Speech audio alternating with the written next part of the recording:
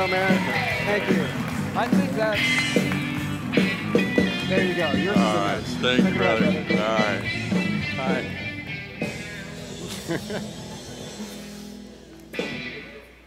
Hi, how you guys doing tonight? I'm Kevin Michael Verkamp. I'm a serial entrepreneur, a social entrepreneur, and I'm also the founder of WindAid, an organization that's dedicated to alleviating energy poverty in South America. And what I want to help you with tonight is to redefine what positive is. So how I redefined it in basically the last 20 years of my life. Sorry. You know, I listened to the tapes. In those days, we had cassettes, right? You know, I read the books. My dear mother always had another positive book for me. And I would read it, and always I thought the idea was that if I was a positive person, that someday I could have this house in Miami, right? That, you know, again, if I had the right car, and I had the right house, right? And I had the right everything, then, you know, maybe people would love me. You know, maybe I'd love myself.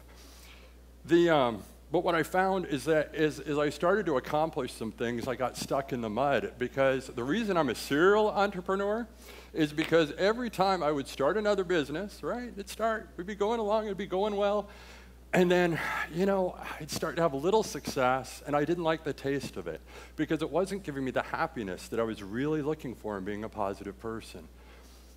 So I went through a lot of different things that I tried in trying to reach that. And then a friend of mine told me about this old man that was looking for an internet strategy director, and that was sort of my specialty, that I was like an internet guy. I did a lot of .coms and things like that. And he had a foundation, and she said, you know, he's looking for somebody. I said, sure. So I talked to him, and it ended up that this man was really a life changer. I'm sorry. I get a little emotional. But anyway, so this man it ended up a multimillionaire. He sold an insurance company, made a fortune. But to know him, his name's Pat Rooney, but he didn't change. He lived in this beautiful home in a normal neighborhood, right? Drove a Ford, right? Wore the same jacket to work every day, and we usually ate at Steak and Shake, all right? He didn't eat meat, right? But he loved their milkshakes. So this man was like, his office is like right next to mine, so I get to have these great conversations. And I thought, wow, this is positive. You know, here's a man having a positive impact. He started this thing called the Fairness Foundation. And what it did was helped people who didn't have medical insurance. Now, with all his money, all right, he could have had the home in Miami, right, and the fast car and everything else that I thought was positive, but that isn't what he did. But he was an incredibly content man, but always trying to make the world a better place.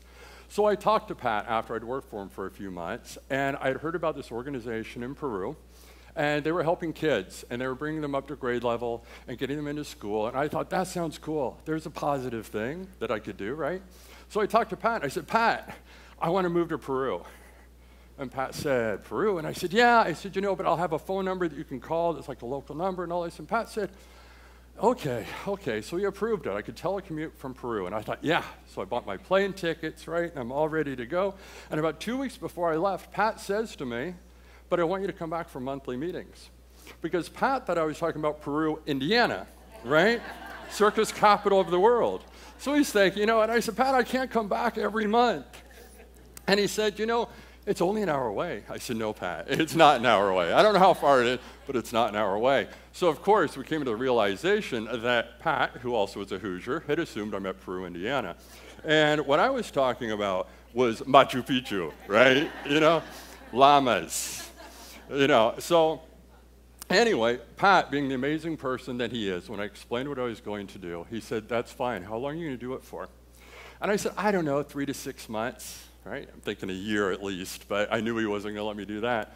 So off I went anyway to Peru with my 2 suitcases and my 12-year-old daughter. This is what it actually looked like. Obviously not Machu Picchu. The architecture is quite similar, right, to Machu Picchu. But so that was Trujillo. So we arrived in Trujillo, and the one thing I figured out very quickly, I was not in my comfort zone. I didn't speak the language.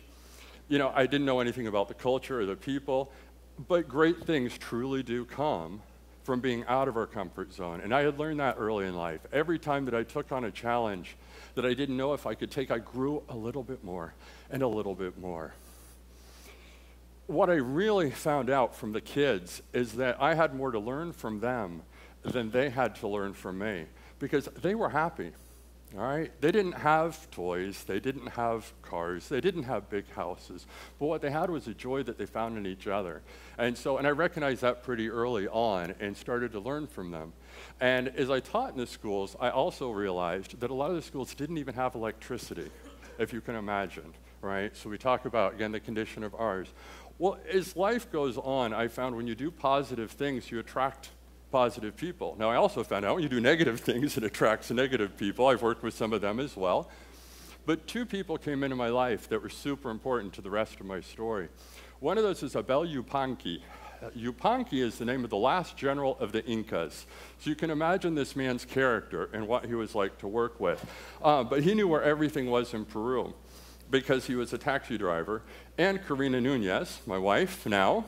So as time went by, it became my best friend, more like my brother and my wife. But the two of them together with me, we talked about, here are these schools, they don't have electricity, what can we do? And I asked Senor Abel, I said, what's your education? He said, Educación Física. And I thought, oh, he's a physics teacher, right? For those of you who understand Spanish, no, he's a phys ed teacher, okay? But I didn't know that for 2 years. So that's true, it's true.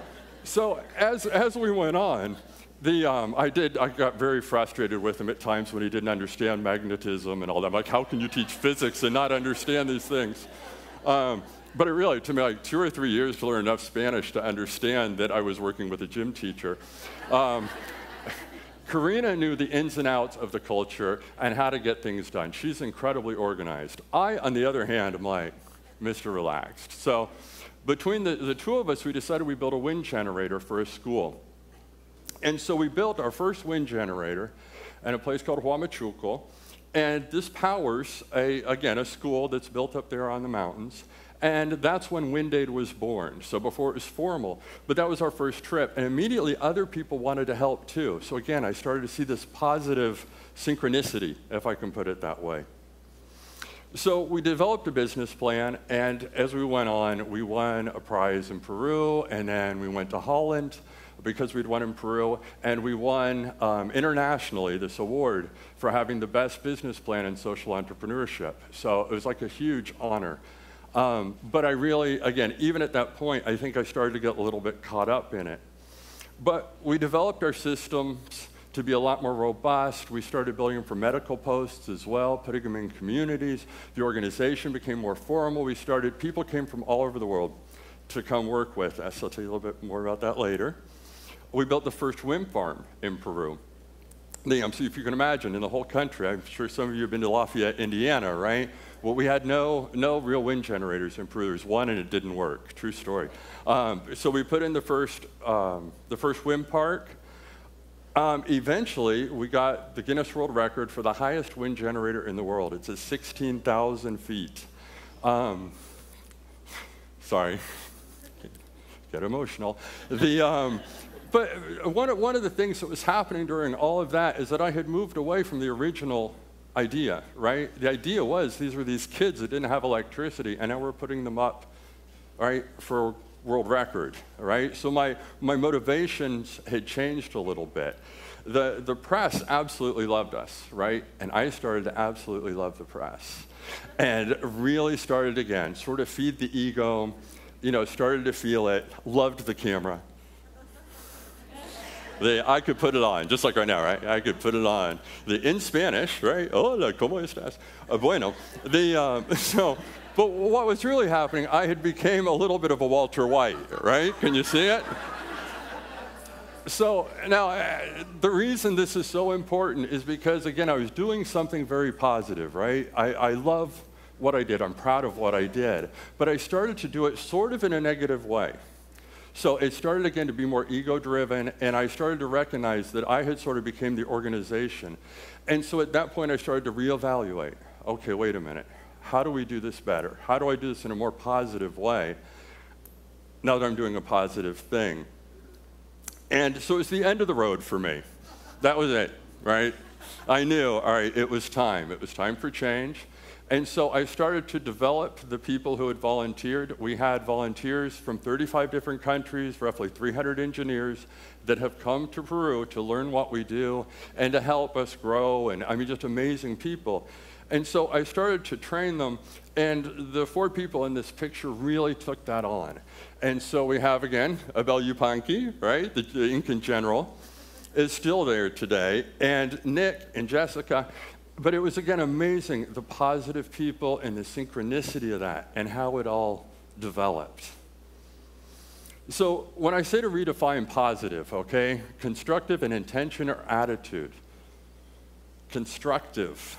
So some of the things that I was doing weren't constructive, some of them were. So thinking positive, think in a loving way, all right? Are your intentions loving? Think in a generous way. Are you giving? If you give, you know you'll get back, right? You hear it. You hear it. Do you know it? Do you know it? Yes. I see all these heads. All right. Again, and think in a giving way. Do positive, okay? So take action for a greater good. Is what you're doing contributing to the world? Is it a positive thing? You know, again, are you developing medicines? I mean, for people who need them. Are you, whatever it is. But, you know, even working at that drive-through window is a positive thing because you're serving somebody food, right? So, again, think about the greater good that you're doing with your life. Create a sphere of positive intention. That, for me, is what this room is all about tonight. You know, make friends tonight. Meet some people after this. These are people who are, again, looking to be in a positive sphere. All right, cut the dead wood. This is my favorite. This goes back 20 years ago. A friend of mine said to me, you need to cut the dead wood. You know, and I'm like, you know what, she was right. You know, I needed to get people out of my life that were just taking my energy, right?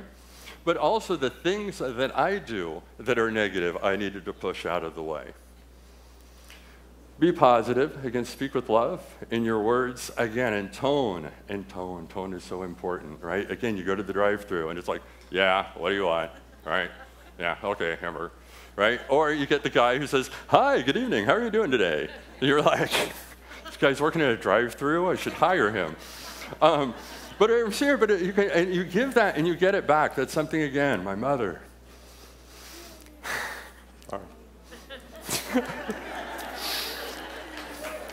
Sorry. Well, you know, she has shown me that my whole life. You know, I go with her anywhere, you know, and be like, Ethna, Ethna. I'm like, oh God, here we go again, right? But, you know, it just, and so her world is a happy world because she created a happy world, right? And she's taught me, again, the same thing. So be positive in how you interact with people. Purchase with consideration. That's something I definitely learned because before it was not that way. Think about what you buy. Do you really need it, right? And if you do really need it, where did it come from? Where is it going to go when you're done with it? I think it's great that, again, the culture is changing and we're thinking a little bit past our typical consumerism. Accept everything with love. That is, again, also one of the things, most important things I learned really in like the last couple of years. There you go again.